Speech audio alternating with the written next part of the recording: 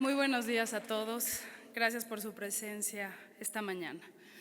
En el Presidium nos acompañan hoy el licenciado Andrés Manuel López Obrador, presidente electo de México. La doctora Beatriz Gutiérrez Müller, el maestro Eduardo Villegas y el doctor Carlos Ruiz Abreu.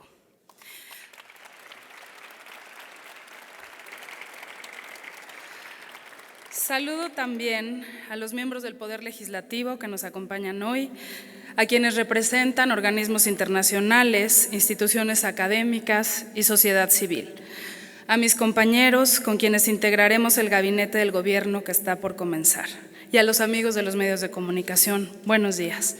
A todos ustedes, muchas gracias por acompañarnos en este lugar que también resguarda en sus muros parte de la memoria de México.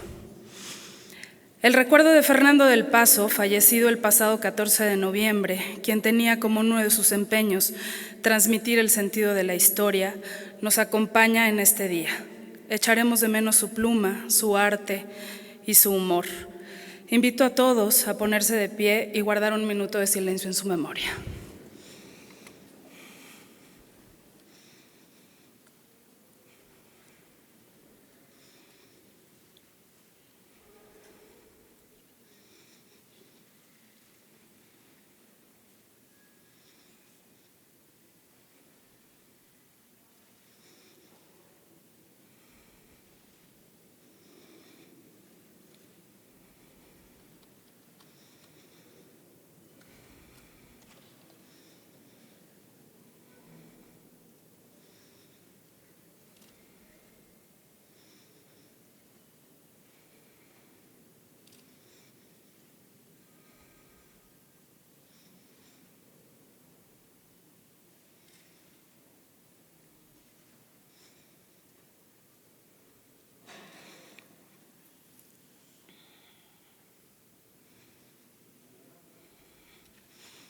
Gracias.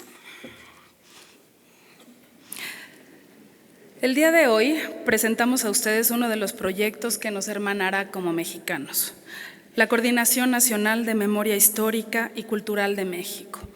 Iniciativa de nuestro presidente electo, Andrés Manuel López Obrador, será el área que articule todos los esfuerzos por preservar y difundir la memoria de nuestro país. Conocer nuestros archivos es un primer paso para garantizar nuestro derecho a la memoria y conocernos y reconocernos en ella. Desde la Secretaría de Cultura de la próxima administración nos sumamos con júbilo a este gran proyecto, en el cuidado de acervos que se encontrarán bajo nuestro resguardo, así como la digitalización del patrimonio histórico, artístico y documental, elementos fundamentales de la memoria de México. Asumimos también el compromiso de su divulgación en México y en el mundo, y propiciaremos además que las comunidades de todo el país, en todas y cada una de sus lenguas, enriquezcan la memoria de la nación con su tradición oral e historias locales. La cultura de hoy es la memoria de mañana. A continuación, el maestro Eduardo Villegas presentará las líneas generales de la Coordinación Nacional de Memoria Histórica y Cultural de México. Eduardo es candidato a doctor en filosofía y se ha desempeñado como profesor en diversas universidades. Trabajó en las oficinas de la Jefatura de Gobierno del Distrito Federal como asistente directo del licenciado López Obrador. Adelante, Eduardo.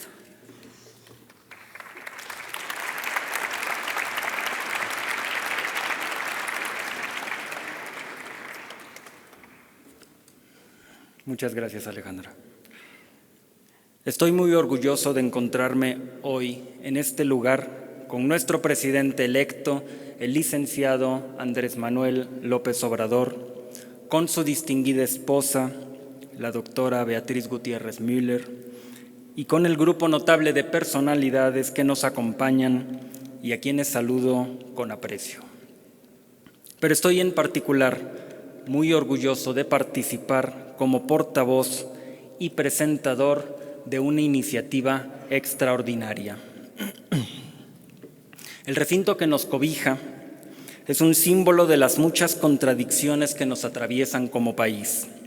Por un lado, resguarda el patrimonio documental más significativo del continente americano. Por otro, es un recordatorio urbano de momentos aciagos de la vida política de México.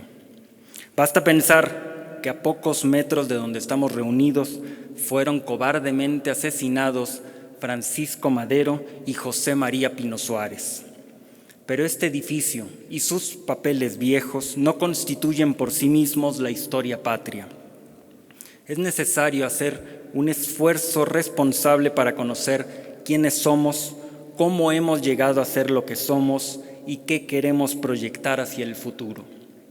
La memoria no es un acto espontáneo, sino que requiere una acción consciente porque nos dice de dónde venimos y a dónde vamos. En cambio, el olvido es el alimento de la manipulación y el fuego de la intolerancia.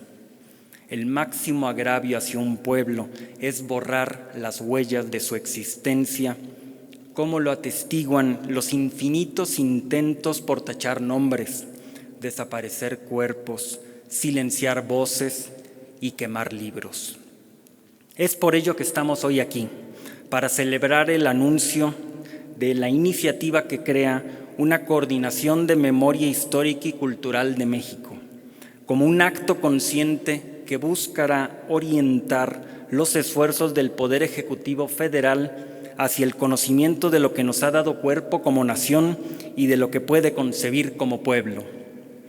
Por el cumplimiento de la ley, por la suma de voluntades y por sus esfuerzos tangibles, esta coordinación será un instrumento de apoyo para reafirmar la dignidad como integrantes de este gran país. La memoria tiene como sustento una materialidad sin la cual se desvanece. De ahí la importancia de preservar y difundir su fuente primaria, los registros escritos.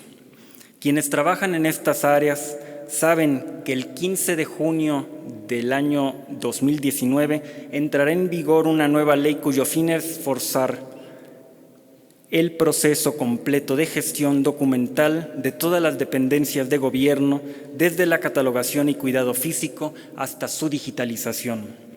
Por mandato legal y por respeto hacia la historia de México, las personas que resguarden un archivo, sea municipal, estatal o federal, público o privado, deben adoptar las mejores prácticas en temas de patrimonio documental, siempre bajo la guía del Archivo General de la Nación. En este sentido, el primer objetivo de la Coordinación de Memoria Histórica y Cultural de México será justo fungir como enlace de articulación entre todos los niveles de gobierno y con la sociedad civil, no para sustituirlos en las ocupaciones que les exige esta nueva ley, sino para auxiliarlos en su cumplimiento. Por supuesto, en esta tarea de preservación de los soportes materiales de la memoria, el Archivo General de la Nación no está solo. El caso más destacado es el conjunto de dependencias de la Secretaría de Cultura que cuentan con invaluables acervos. Pero de igual manera también las demás secretarías y organismos tienen en sus oficinas un fragmento de los registros que permiten entender por qué y cómo hemos llegado a ser lo que somos. En efecto, cada dependencia está obligada a llevar un inventario de sus labores. No es superfluo destacar en este momento, aunque parezca evidente, que sin archivos es imposible la transparencia, y sin transparencia un régimen democrático se vuelve simulación. Pero estos archivos deben no solo existir, sino estar en condiciones óptimas, clasificados y accesibles para su fácil consulta. De otra manera, es como si no existieran. No tiene sentido pregonar el acceso a la información gubernamental cuando se descuida el estado de los archivos que la respaldan. Así pues, las leyes mejor intencionadas son letra muerta sin una voluntad férrea que coincida con su espíritu y la encarne en hechos concretos.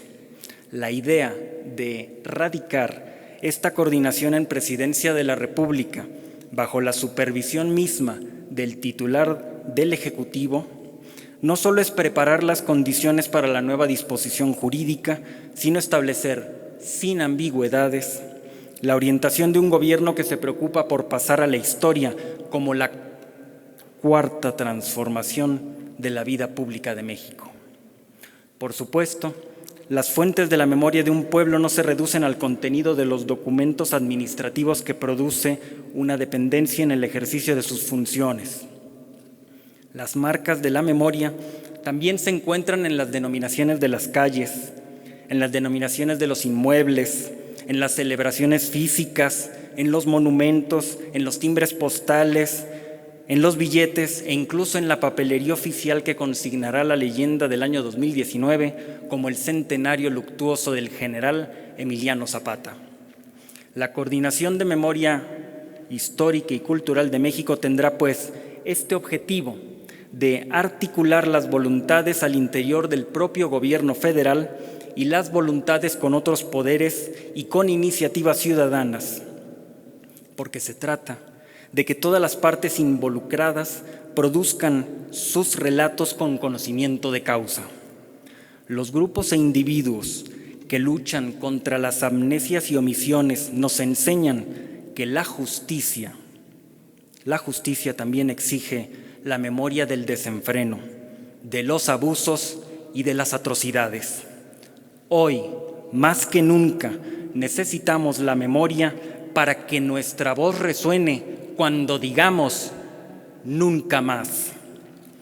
Hoy, más que nunca, la corrupción sistemática de las autoridades debe ser erradicada. Nunca más presos políticos, nunca más desapariciones forzadas. Como contribución específica, además de su labor articulatoria de las voluntades, esta coordinación creará un sitio web que buscará concentrar y difundir todos los documentos digitales de los archivos del país, tanto públicos como privados.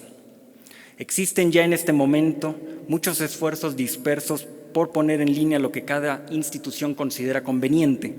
La novedad de este sitio web consiste en que se trata de colocar en una única plataforma toda la información disponible sobre los procesos que hemos vivido como país, desde los códices precolombinos hasta las fotografías del Porfiriato, desde el inventario de las áreas naturales, desde el inventario de las áreas naturales y de la biodiversidad hasta la música de las ceremonias tradicionales de los pueblos originarios, desde las actas de los cabildos novohispanos hasta las recetas de la cocina yucateca. El reto, en este sentido, es enorme, porque ningún gobierno del mundo ha emprendido un proyecto tan ambicioso, al mismo tiempo que acata, por convicción, estrictos lineamientos de austeridad. Pero la administración pública también es ingenio y creatividad, de manera que con una oficina modesta esperamos lograr grandes resultados. Por eso es que el Consejo Asesor Honorario de esta coordinación jugará un papel fundamental, pues por una parte analizará las líneas prioritarias de acción de rescate y fomento de la memoria nacional y por otra será el elemento clave para convocar la unidad de los actores sociales y privados hacia este objetivo. De tanto peso es esta tarea que el presidente electo ha invitado a la doctora Beatriz Gutiérrez a encabezar este Consejo Honorario.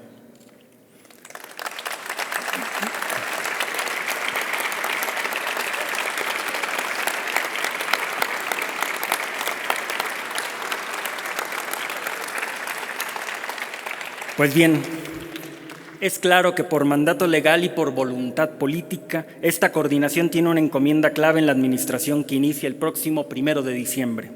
El futuro no está escrito, sino que somos nosotros en los actos cotidianos quienes lo forjamos.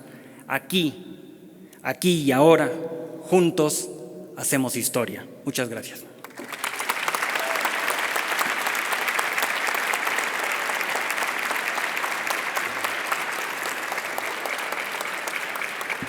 Gracias, Eduardo. Pues los ciudadanos son centrales para la Cuarta Transformación. Es por ello que este proyecto cuenta con un consejo asesor de primera línea. El Consejo Asesor de la Coordinación Nacional de Memoria Histórica y Cultural de México está conformado por las siguientes personalidades aquí presentes. Cristina Barros Valero, qué gusto verte de nuevo. Investigadora, escritora que se ha enfocado en difundir la gastronomía mexicana, así como en el rescate de libros antiguos de cocina tradicional. Asegura que hay que mantener viva la cocina tradicional mexicana por razones prácticas, económicas, culturales y de placer. Gracias a su dedicada contribución al estudio, conservación y difusión de nuestro patrimonio cultural, ha obtenido numerosos reconocimientos. Cristina, bienvenida.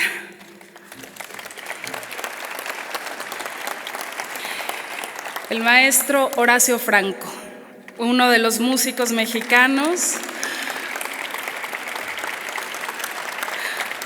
con mayor proyección a nivel internacional. Realizó sus estudios en Ámsterdam, donde se graduó con los mayores honores. A su regreso a México formó el ensamble vocal Capella Cervantina y después se convertiría en la Capella Barroca de México. Como investigador ha recuperado numerosas partituras del periodo novohispano. Horacio ha grabado más de 20 discos y este año celebra 4 décadas de su carrera, además de ser gran amigo de este movimiento. Horacio, bienvenido.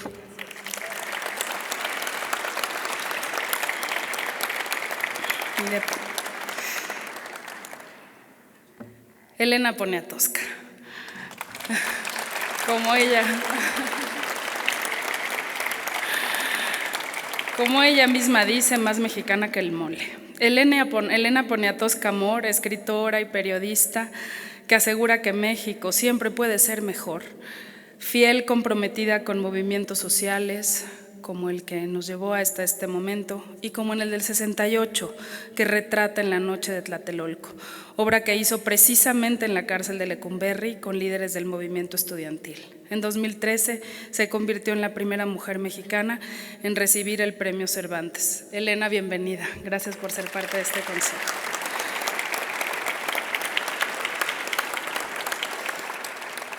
Por allá atrás está Carlos Pellicer, que nos gustaría que estuviera sentado por aquí, si es posible. Carlos, narrador, ilustrador y artista plástico mexicano.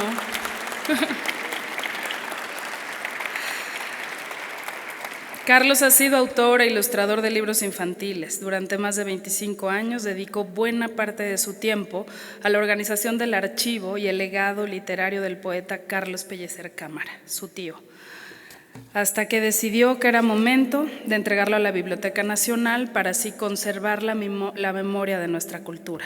Como pintor, ha participado en numerosas exposiciones individuales y colectivas, la más reciente en el Museo Manuel Felgueres en la ciudad de Zacatecas. Bienvenido, Carlos, y gracias por ser parte de este consejo.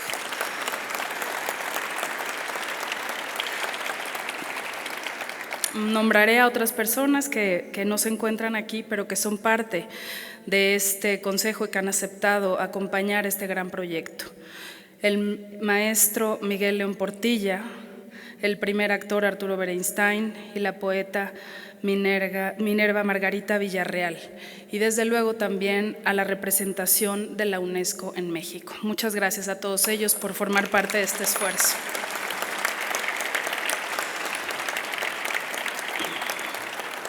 Al frente de este consejo asesor honorario se encontrará la doctora Beatriz Gutiérrez Müller, escritora, profesora e investigadora mexicana en perpetuo aprendizaje, como ella misma dice.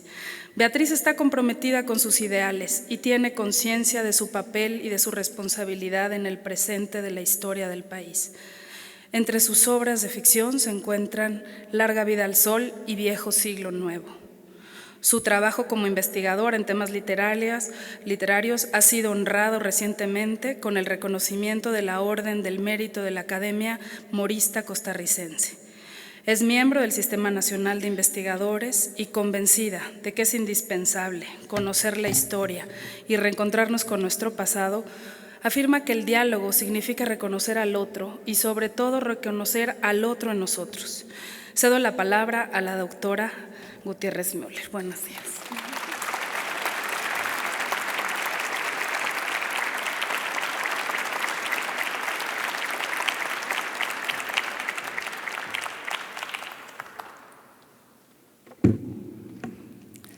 Buenos días, señoras, señores, distinguidos invitados, presidente electo de México, amigos todos. Hoy pueden enterarse a detalle en qué tarea específica pondré mi grano de arena para lograr la cuarta transformación de la vida pública de México a punto de iniciar. La mejor contribución, siento yo, parte de aquello que nos apasiona. Por tanto, lo hacemos con amor y esmero. Con estos sentimientos he dedicado una buena parte de mi vida a buscar letras pasadas y tratar de colocarlas en su correcto sitial. He querido hacer justicia a muchos olvidados o a quienes desde la literatura hicieron enormes contribuciones para comprender el alma humana, expresarla y sanar. Las palabras son excelentes vehículos de paz. En estos trabajos de años he llegado a dos conclusiones quizá prematuras. A la hora de las honras y los laureles, no están todos los que son, ni son todos los que están. Y no solo eso, hechos o autores que están, ya no se sabe por qué. Ya no media la valoración, ni se comprende por qué se conmemoran o festejan en los calendarios cívicos. Por siglos hay quienes han relatado la historia de los vencedores y han suprimido la de los vencidos, de los caídos o desaparecidos. Sería largo aquí dar explicaciones a esa omisión injusta, pero hay una que no puede dejar de ser expuesta hoy. Se llama amnesia. Los mexicanos de hoy recibimos una nación milenaria que ha registrado cualquier cantidad de movimientos y aportes artísticos, humanistas, culturales, o hechos políticos, hechos de armas, debates ideológicos o pugnas económicas que se van colocando en el frío atril de las conmemoraciones, si bien les va, al tiempo que desplazan a otros hechos, en muchos casos no menores, hacia el basurero de la inadvertencia. Un país amnésico está enfermo. Por el contrario, un país que recuerda de dónde viene, goza de cabal salud porque tiene presente su pasado, reflexiona y medita y define su curso. Forja su historia con pasión, pero también con entendimiento. Aquí en el antiguo Palacio de Lecumberri, cárcel que fue del Porfiriato y todavía hasta los años en que llegaron los presos políticos del 68, me gustaría reflexionar con ustedes. La memoria se asemeja a un ojo gigante que todo lo ve. No hay ningún hecho que no pase por su inacabable percepción. La memoria también se parece a un espejo. Ahí se mira la imagen de las cosas vivientes y de las cosas muertas. Si nos asomamos, nos reflejamos. Y detrás de nosotros advertimos la presencia de todos los que nos antecedieron hasta llegar al lugar y momento en que ocupamos hoy. Antes, en el pasado estuvieron ellos, ahora estamos nosotros. Por eso ninguna sociedad, ninguna nación se explica a sí misma en el presente, sino a través del espejo del pasado, el ojo que todo lo ve.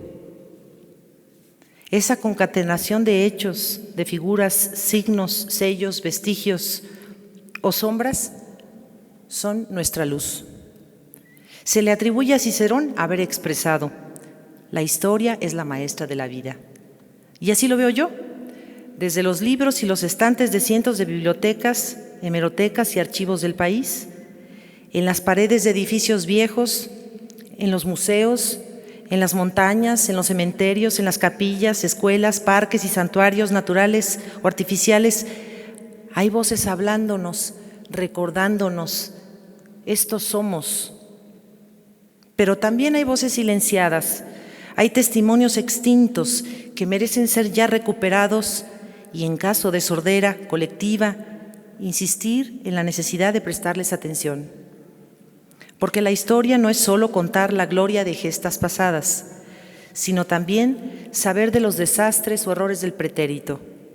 Repito, una nación desmemoriada tiene problemas de salud y queremos a un México sano, recordando a sus difuntos, a sus familias, a sus pueblos, a sus mitos, a sus verdades históricas, porque desde el pasado nos están enseñando. Para no equivocarnos y caer en los errores que nos han costado mucho, lo mejor es refrescar la memoria, actualizarla. Debemos de tener presente el pasado. Esa es, por un lado, la mejor explicación al por qué hoy somos lo que somos. Por otro, recordar nos permitirá valorar la nación que tenemos y llevarla con orgullo y jactancia a todas partes. Y también, ojo y espejo, nos persuadirá en la medida de lo posible de nuestras anteriores infelicidades, de nuestros yerros, de esas íntimas verdades que se encuentran ocultas por temor o por vergüenza. Quitarnos la amnesia histórica y colectiva nos permitirá estar alertas para cuando una nueva tentación surja en el horizonte. A la vez, recordar lo mejor que hemos tenido y construido la fortalecerá. A partir del 1 de diciembre ya no tenemos partido ni colores, sino un México que fortalecer y mejorar, porque es la tierra de nosotros, de nuestros ancestros, y sus huellas están en todas partes. Trabajaremos duro en este proyecto para recuperar mucho del acervo desconocido, omitido u oculto en miles de estanterías, cuartos, bodegas, recintos y lugares. Lo haremos porque creemos que somos poseedores de una infinita cantidad de tesoros, casi en su mayoría desconocidos o inalcanzables de apreciar para millones de mexicanos. Pero todavía lo llevaremos a cabo como un acto de responsabilidad. Los tesoros nacionales se protegen y se cuidan, no se venden, no se trafican, son de todos, y todos los mexicanos somos poseedores de ese patrimonio histórico y cultural.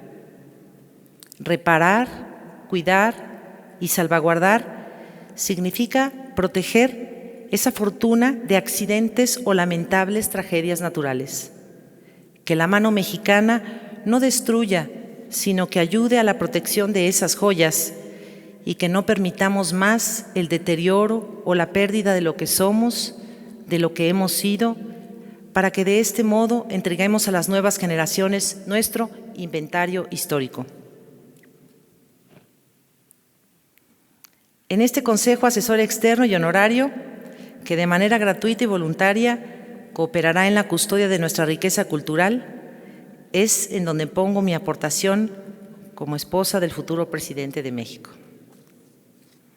Lo haré junto con notables mexicanos que se han destacado, como ya escucharon, en diferentes disciplinas: historia, artes plásticas, música, literatura y otras humanidades. El Consejo Asesor hará justo eso: contribuir a que las metas propuestas por esta coordinación nacional se cumplan durante el sexenio. Buscará todas las ayudas posibles para obtener apoyo metodológico, técnico y creativo en el plan de conservación y difusión. También tenderá puentes con quienes desde el ámbito privado o desde organismos y gobiernos de otras naciones han promovido o procurado la recuperación de nuestros acervos y lo han ensalzado, e intentaremos contagiar a más y más particulares o instituciones para que se sumen a esta iniciativa. Les menciono una de las muchas tareas que habrán de hacerse con cierta prontitud. Necesitamos cambiar de lugar el Archivo General Agrario. Está en riesgo de ser sepultado por las paredes. El último temblor dañó severamente el edificio que lo alberga. No solo se trata de la segunda colección más importante del país, por la cantidad de documentos que allí se han acumulado y por su antigüedad. En ellos está la historia de la tierra mexicana: cédulas reales, planos, títulos de propiedad social y otros desde el siglo XVI a la fecha. Por mi parte, trabajaré con amor y diligencia por México. Aunque me vean pegada a las bibliotecas o a esos papeles viejos, sepan que no dejaré de ayudar a nadie que me lo pida, siempre que esté en mi mano. Este país tiene necesidades muy apremiantes, unas muy urgentes. Daré todo lo que tengo, quizá no mucho en relación con los grandes retos que se avisoran, pero sí desde el corazón daré todo para quien requiera mi ayuda. Y si no me ven por mucho tiempo, recuerden que sigo laborando como antes en mi propio empleo universitario, en mi oficio de escribir y en mi familia a la que me debo y a la que necesito procurar. Juntos haremos historia. Gracias.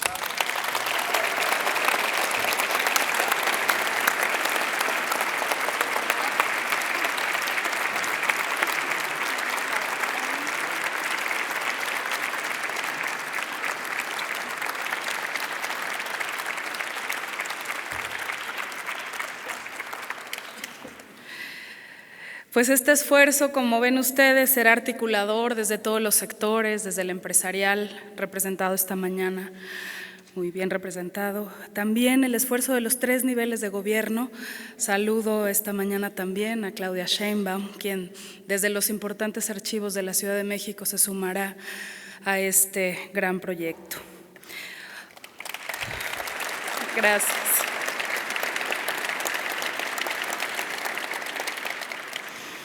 Escucharemos ahora el mensaje de nuestro presidente electo, Andrés Manuel López Obrador.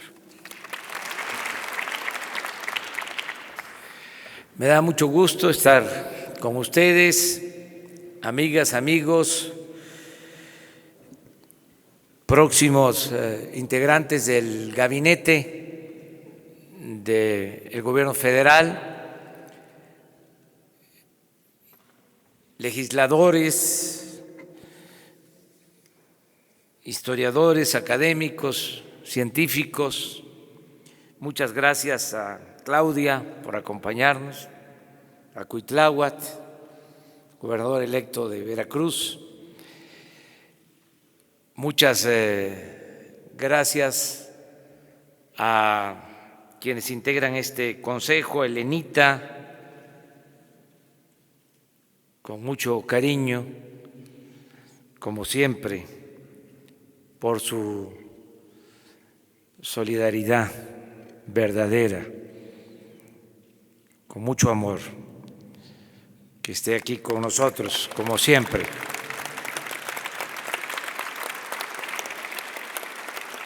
A Cristina Barros, también destacadísima intelectual, con dimensión social, defensora de nuestras culturas, de las que han promovido la idea que se sintetiza en la frase que sin maíz no hay país.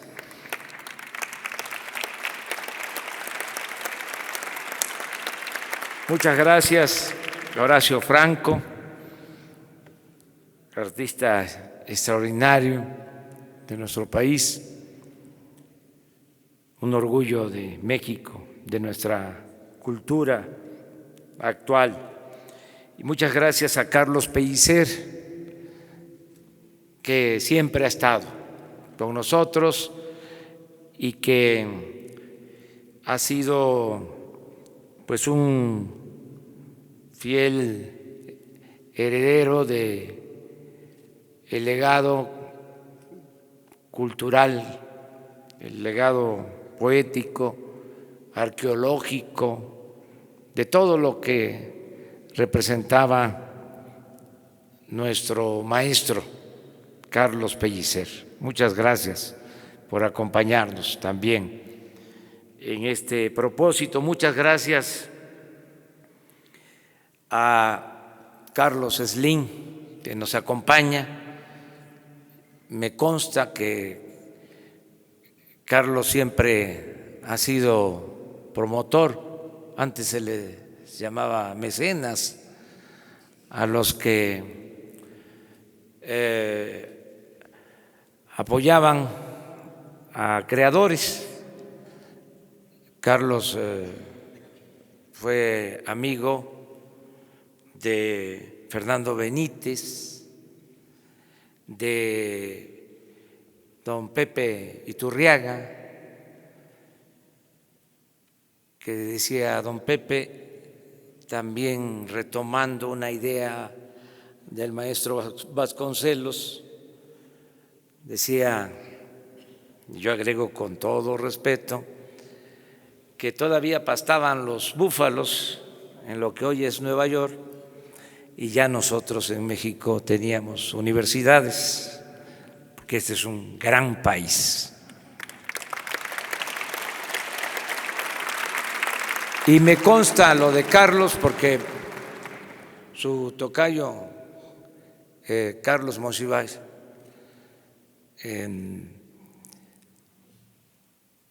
donó su colección de arte popular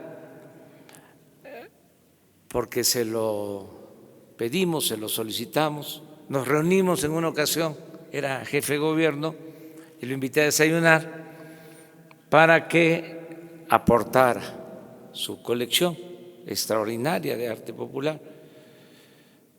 Y Carlos me puso como condición que se mantuviera como un museo independiente y que se garantizara su conservación cuando ya no estuviésemos en el gobierno.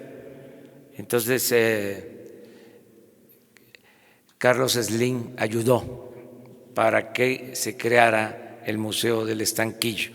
Aquí está Rafael Barajas, el Fisgón, que sabe de esto que estamos hablando. Y Carlos Monsiváis entregó sus piezas, es un museo extraordinario de arte popular, lo mejor de lo mejor que hay en nuestra ciudad, en nuestro país. Por eso me da mucho gusto, celebro estar en este acto. Beatriz no quiere ser primera dama,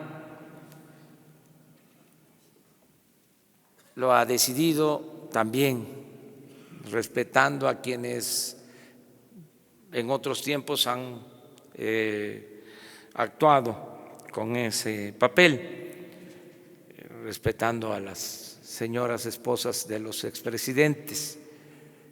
Pero son, la verdad, otros tiempos y Beatriz se dedica a la investigación, a la literatura, se dedica a escribir y también a atender a Jesús y de vez en cuando a quien les habla. Entonces, me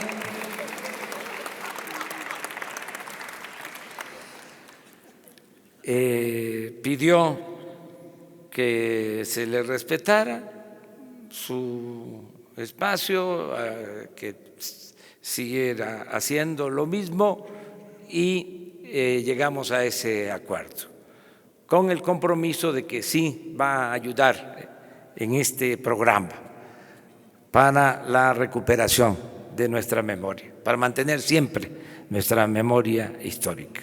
Por todo lo que aquí se ha dicho,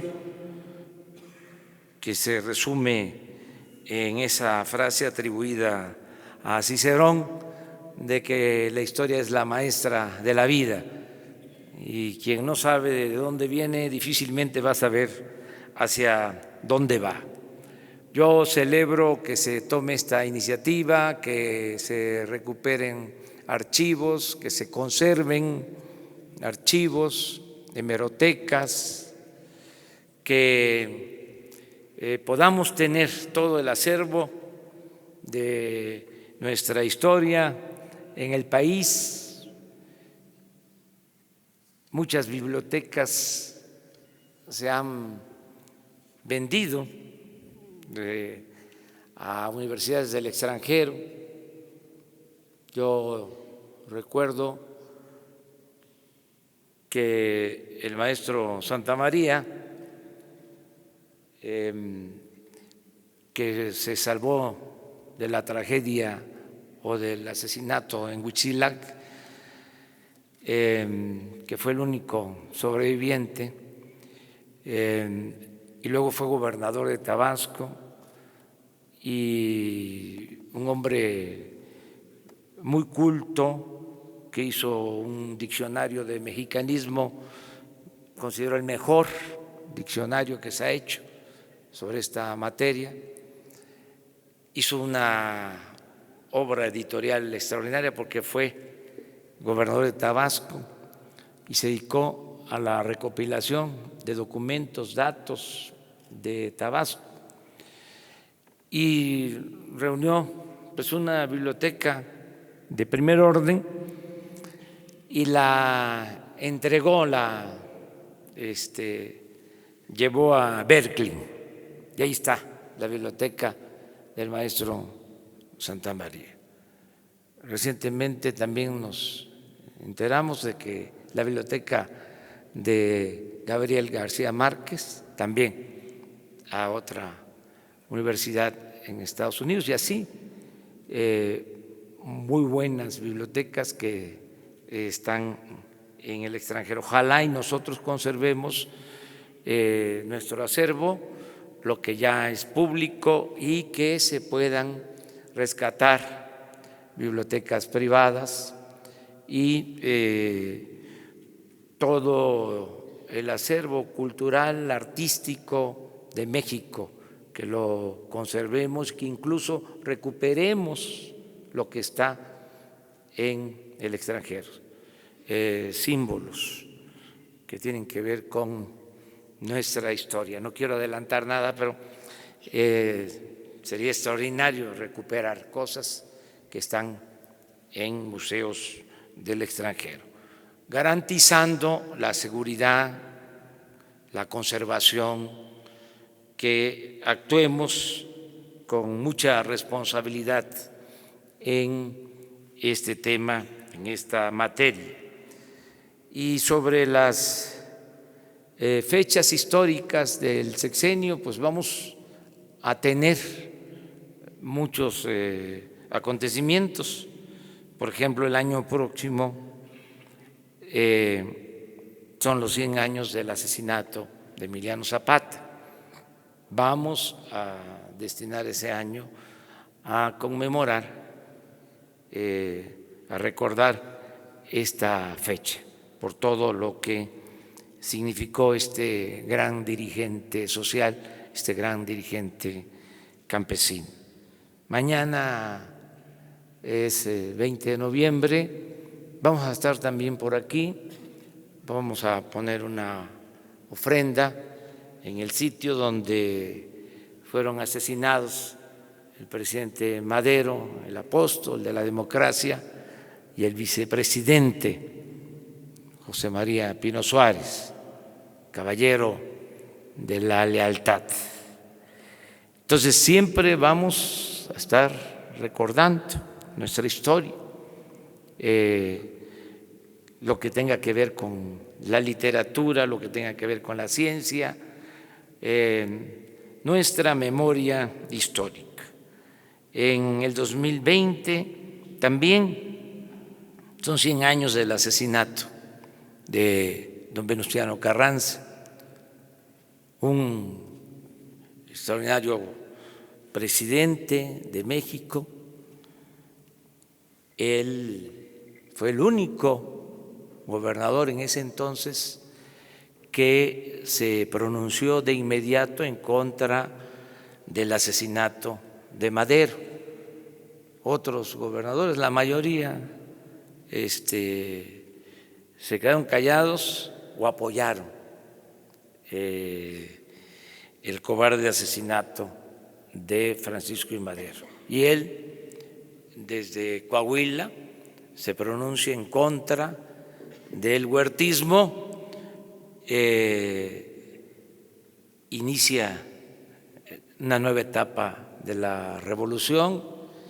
Él es el creador del ejército mexicano de la actualidad y tiene cosas extraordinarias.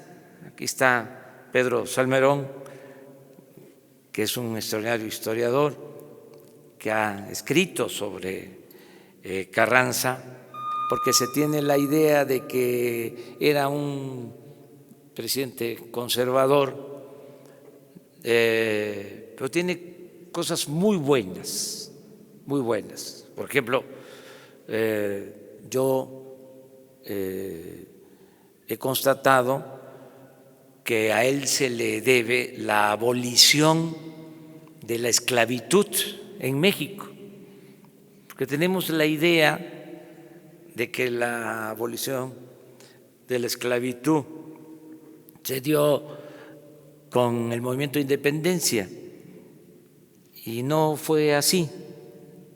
El cura Hidalgo proclamó la abolición de la esclavitud, pero tuvieron que pasar 100 años para que en realidad, en los hechos, se aboliera la esclavitud. Y fue hasta 1914, 1915, que quedó abolida la esclavitud. Cuando los revolucionarios carrancistas llegaban a las haciendas a decirles a los peones que eran libres.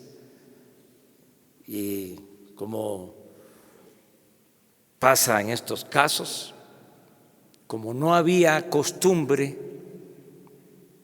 libertaria, como en esas haciendas estaban enterrados sus tatarabuelos, sus bisabuelos, sus abuelos, no sabían los peones qué era la libertad. Entonces, cuando iban los revolucionarios a decirles ya son libres, en vez de alegrarse, se ponían a llorar porque no sabían qué era la libertad. Tuvieron que pasar unos años para que empezaran a actuar como hombres libres. Eso también nos pasa hasta en nuestro tiempo, sobre todo en el terreno de la democracia. Como nunca ha habido democracia en el país, cuando se alcanza la democracia nos cuesta trabajo ejercerla, practicarla, porque no tenemos la costumbre, el hábito democrático. Entonces, a don Venustiano Carranza le debemos eso, la abolición de la esclavitud, y le debemos algo también extraordinario.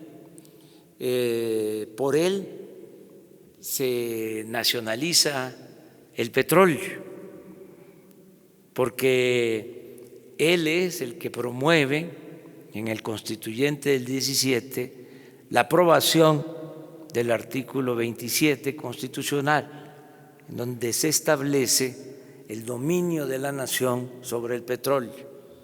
Esto no existía en la legislación y las empresas petroleras extranjeras de ese entonces no querían que se estableciera este principio, querían que predominara la visión sajona de que el dueño de la tierra era también el dueño del subsuelo. Y en el 27 lo que se establece es que el subsuelo es de la nación, retomando la tradición de la corona española. La tierra se entregaba en propiedad, pero el subsuelo seguía siendo de la corona. Eso es lo que Carranza lleva a la Constitución, el dominio de nuestros recursos naturales y otras cosas. Por eso tenemos que pensar siempre en nuestros dirigentes. Y pues en el 21, entre otras cosas, son 200 años de la consumación de la independencia nacional. Y así, en el 21 también se establece la Secretaría de Educación Pública. Nosotros queremos conmemorar este año. Ya para entonces la Secretaría de Educación Pública va a estar en Puebla, en el plan de descentralización, ahí va a estar despachando Esteban, pero el edificio de la Secretaría de Educación Pública, que es bellísimo, con sus murales, podría convertirse en el Museo del Muralismo Mexicano, por ejemplo, para el 21. Y así muchas otras cosas. A mí me da gusto estar aquí con ustedes en este momento, en esta ocasión. Le agradezco mucho a Beatriz el que nos apoye. Vamos a contar con la colaboración de Eduardo Villegas. Él va a estar en la coordinación de la memoria histórica desde el Palacio Nacional, va a tener su oficina en Palacio Nacional, va a depender de la Presidencia de la República, porque le vamos a dar todo el apoyo a este programa. Y aprovecho para solicitarle a los próximos secretarios que contribuyan, que apoyen esta iniciativa para mantener los archivos y recuperar toda nuestra memoria histórica. Muchas gracias de todo corazón, amigas y amigos.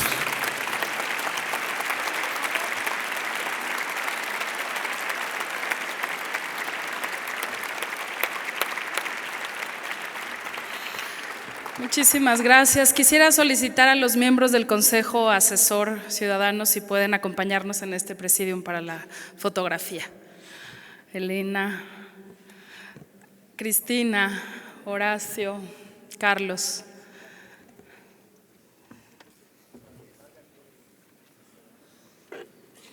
Y pues a nombre del presidente electo y del equipo de la Cuarta Transformación quisiera agradecer su presencia en este acto. Muchas gracias y buenos días. Esperamos a que suban ellos. Gracias.